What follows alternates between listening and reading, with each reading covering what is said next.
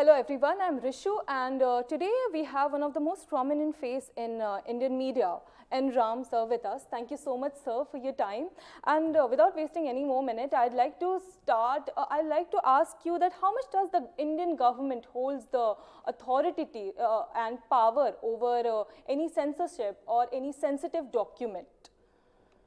I think when it comes to the printed newspapers, I don't think they can do very much.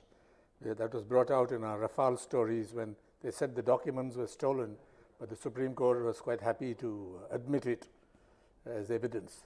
So, but when it comes to digital news content or digital social media content, then I think they have they can clamp down using some unconstitutional and even illegal rules. And I think these IT rules 2021 are just notorious for violating both the Constitution and all our laws, which is the matter of the basis of our petition in the Supreme Court. The challenge to, in fact, the challenges to the specific censorship of episode 1 of the BBC documentary titled India, the Modi Question. But actually, we would like to target the rules themselves, because there are many of those rules are completely unacceptable. So with this, there is this one question about the government. Like, authoritative government is okay, but do you think we are moving towards elected dictatorship? The authoritarian government. So you have elections, formal democracy, but in practice institutions get subverted, and they are very intolerant of dissent, very intolerant of serious criticism. They can't crack down on everything. That's why I said that distinction between print, which is a little more secure, although they still target journalists, but they can't really censor because the judgments are pretty clear. But when it comes to internet censorship, I think they seem to have unfettered powers, or they think so. So, not just that, it's also the fact that the present government is challenging the lot of constitutional right as well, which also includes the right to information. Let the public decide what they want to watch and how they want to perceive it. Same goes with the documentary ban, and this is not the first time they are doing it. The Rana Ayub's book on the same topic was also banned, and would you like to say something about that? You see, the censorship operates on films in India.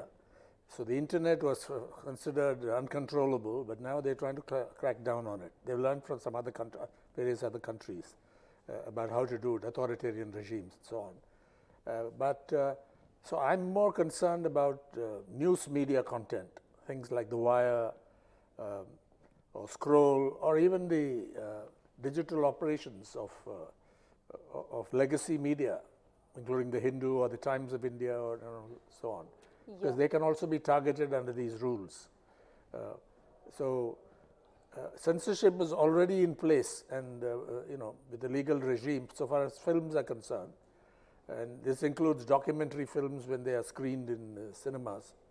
But when it comes to this broadcast on digital platforms, then they find it was seen as not controllable, but now they're trying to bring about this control at great cost, I must say, to India's democratic rights.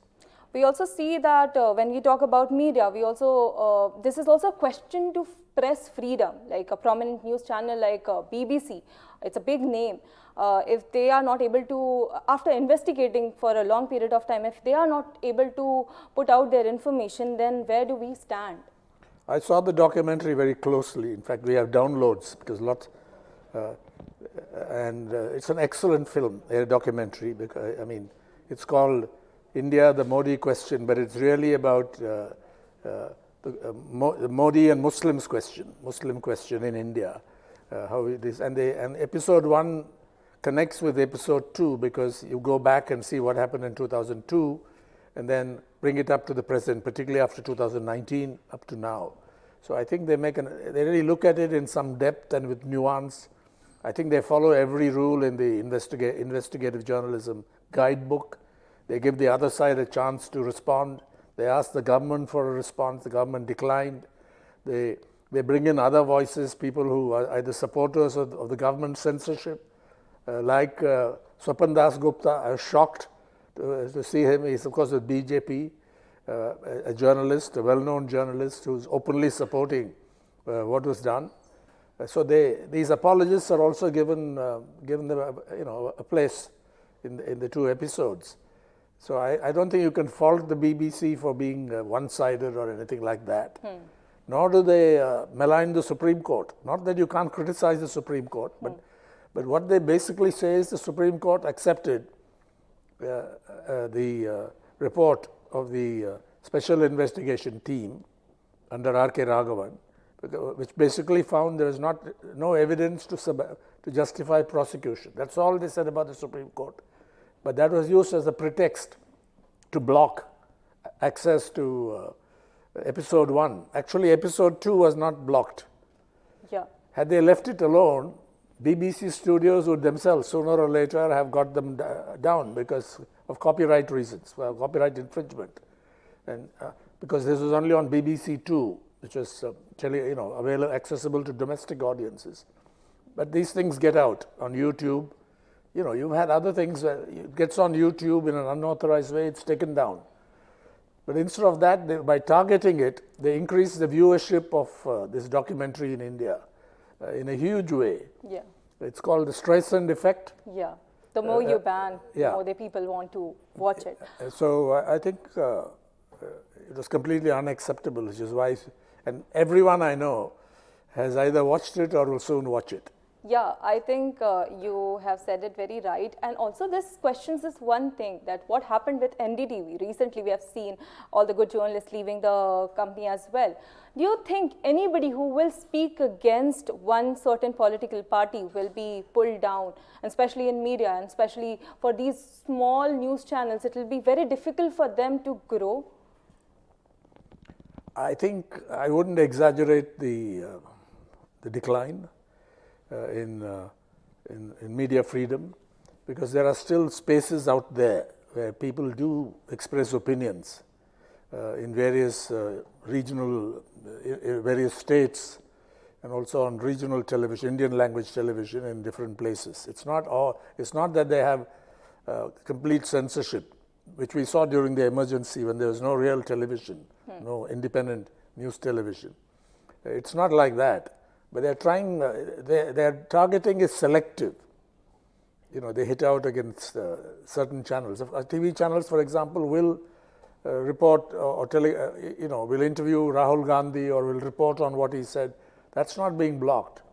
So I wouldn't exaggerate this, because if you do that, then people get very dispirited and in an unjustified way that, there's nothing out there. It's all propaganda and so on. I think there is still good journalism. There are spaces where you can speak up, but the attempt for those who are most effective in exposing the government or investigating his misdeeds, I think they are targeted, but some of us are still not targeted. Yeah, that also. For example, Karan Thapar interviewed me, and it was a very open and frank discussion. There's nothing they can do about that. Exactly. So this also brings to the last question I have to ask you, and this is slightly different from what we are talking about, which is BBC documentary. It is more about the freedom of speech. Recently in Lok Sabha, we saw Rahul Gandhi speaking about Adani's connection with the present ruling government. It's expunged. Yeah, and it's sort of shocking for us to see, rather than of contradicting these questions, answering the public, they just completely pull these articles down. Do you want to say something about that? Yes, I think it is a hopeless attempt to censor everything, because there are opposition political parties. They'll speak out, it'll get out. In last few days, I saw articles very sharply criticizing the Modi government in The Guardian and also the New York Times, the New Yorker, and so on. India is getting a very bad name now, saying an elective democracy where you have an authoritarian, and Modi is being compared with Erdogan or Sisi and so on.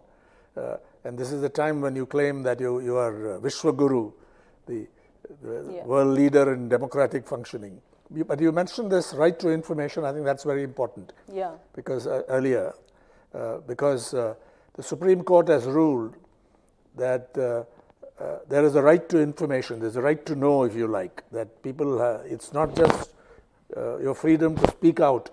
It's a freedom to hear what others are saying, a variety of opinions, and so on. Yeah. It is on that. That's one of the grounds on which we have challenged this censorship on the BBC's documentary. Episode 1, I repeat, it's not on episode 2 because they realized what was going to happen and gave up the fight. But the real offense, if you like, within quotes, that the BBC documentary did in their eyes was to link or to establish this, what I would call a genetic connection between 2002 and today. It's a thread running right through that. And there is a connection. It is that I think outraged them. And the BBC, they have really done an excellent job. Exactly. It's more Jill like... McEvering, for example, a young woman, you see that interview with Modi where he's very rough. Yeah. He sort of, expresses a scorn for her in a language she can't understand. And then he says, yes, there's one weakness was his handling of the media. Was that a threat? Was that meant to intimidate people, or was it meant in another sense? I don't know. But then an older Jill McEvering comes in and provides a connecting thread. It's very well done, I think. I think what he said that time, he is trying to continue that right now in the present era, in his present ruling years. Thank you so much, sir, for your time.